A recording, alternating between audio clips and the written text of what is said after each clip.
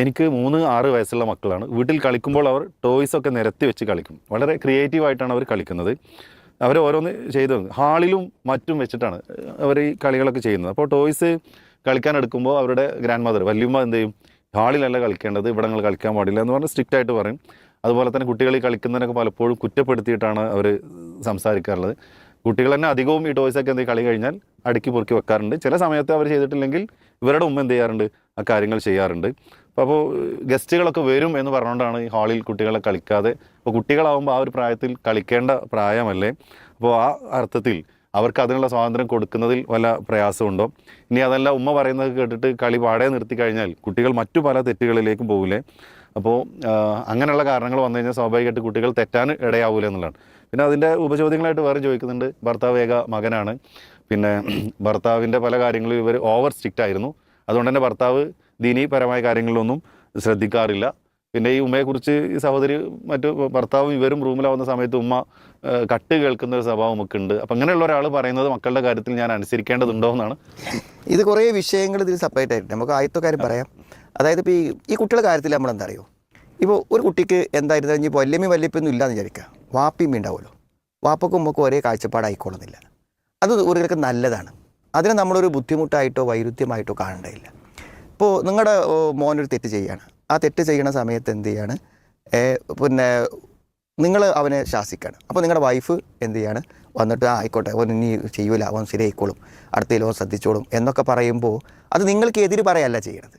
അവിടെ ഒരാൾ തലോടുമ്പോൾ, ഒരാൾ ശാസിക്കുമ്പോൾ ഒരാൾ തലോടാനുണ്ടാവുക എന്നുള്ളത് അതൊരു പരസ്പരം ഒരു കോൺട്രഡിക്ഷൻ വരാതെ, ഒരു ശത്രുതയായി വരാതെ, നിങ്ങളും വൈഫും തമ്മിലൊരു വാഗ്വാദമാവാതെ അതിനെന്ത് ചെയ്യാണ്, പോസിറ്റീവായിട്ട് പരിഗണിക്കുക എന്നുള്ളതാണ്. അപ്പോൾ ഈ ഉമ്മ എങ്ങനെ നിന്നോട്ടെ, ആ ഉമ്മനെ നേരാക്കാനും ഉപദേശിക്കാനൊന്നും പോകണ്ട. പക്ഷേ ഇങ്ങനെ ഹാളിൽ സ്വതന്ത്രമായി കളിക്കുന്നതിന് ഉമ്മ സപ്പോർട്ടാണ്, 100% സപ്പോർട്ടാണ്. അപ്പോൾ നമ്മളെന്ത് ചെയ്യുക, വല്യമ്മനോടൊരു ശത്രുത കുട്ടികൾക്ക് ഉണ്ടായി വരാനാ ഇത് ഉപകരിക്കുള്ളൂ എന്ന് വല്യമ്മയ്ക്ക് മനസ്സിലാവാത്തതിന് നമ്മൾ നിരപരാധിയാണ്.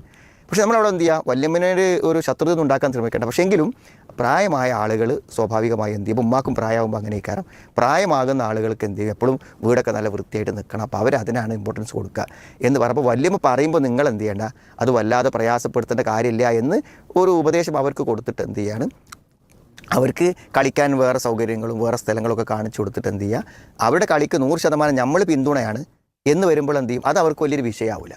നമ്മളെപ്പോഴും അങ്ങനെ ചെയ്യേണ്ടത്. കുട്ടികൾ ആഗ്രഹിക്കുന്ന കാര്യത്തിന് ഏറ്റവും ഉത്തരവാദിത്തപ്പെട്ട ഉമ്മയും ഉപ്പയും പിന്തുണ ഉണ്ടെങ്കിൽ ബാക്കിയുള്ളവർ പറയുന്നതൊക്കെ എന്ത് ചെയ്യും, അവർ മാനേജ് ചെയ്യും. നമ്മൾ മാനേജ് ചെയ്യുന്ന പോലെ ഇപ്പോൾ ആ വല്യമ്മനെ ഇവർ മാനേജ് ചെയ്യുന്നുണ്ടാവുമല്ലോ, അതേമാതിരി കുട്ടികൾ മാനേജ് ചെയ്യും. അങ്ങനെ മുന്നോട്ട് പോകുന്നു. അതൊരു സ്വാഭാവിക പ്രക്രിയ, അതിൽ വിഷമിക്കേണ്ട കാര്യമില്ല.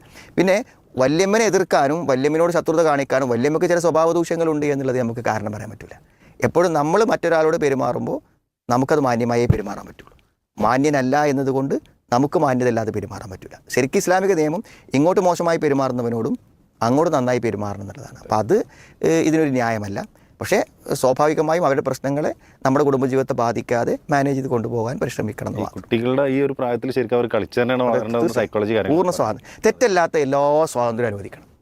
തെറ്റല്ല എങ്കിൽ എന്ത് ചെയ്യണം, കുട്ടികൾക്ക് അത് നമ്മൾ നിയന്ത്രിക്കാൻ പാടില്ല. പ്രത്യേകിച്ച് കളികൾ, കാരണം അത് കുട്ടികളുടെ പ്രായത്തിൽ അവർ ചെയ്യരുത്. അവരവരുടെ ബുദ്ധി വളർച്ചയ്ക്കും മാനസിക സന്തോഷത്തിനും ഒക്കെ അതിന് വഴികൾ, ഓർക്ക് കളികളൊന്നും ഇല്ലാതെ വരുമ്പോഴാണ് അവർ മറ്റ് കാര്യങ്ങൾക്ക് പോകുന്നത്. അതുകൊണ്ട് കളിക്കാനുള്ള അവസരങ്ങൾ, എന്ത് കളിയാണ് അവർ താല്പര്യപ്പെടുന്നത് അതിനനുസരിച്ചുള്ള ടൂൾസ് നമ്മൾ എന്ത് ചെയ്യണം, വാങ്ങിക്കൊടുക്കാൻ നമ്മൾ പരിശ്രമിക്കേണ്ടത്.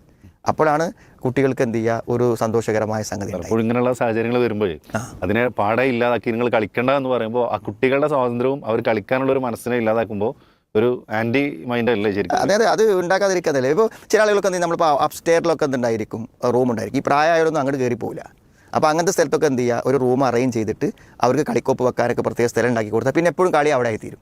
അങ്ങനെയൊക്കെ നമുക്ക് എന്ത് ചെയ്യാൻ പറ്റും, ഈ ബുദ്ധിമുട്ട് ഒഴിവാക്കുന്ന രൂപത്തിലൊന്ന് ബുദ്ധിയോടുകൂടെ പ്ലാൻ ചെയ്യുകയാണെങ്കിൽ നമുക്ക് എന്ത് ചെയ്യും, കുട്ടികളെ കളി മുടക്കാതെയും വല്യമ്മയുടെ ചീത്ത കേൾക്കാതെയൊക്കെ കൊണ്ടുപോകാൻ കഴിയും. യുക്തിപൂർവ്വം അതെ, ചെയ്യാൻ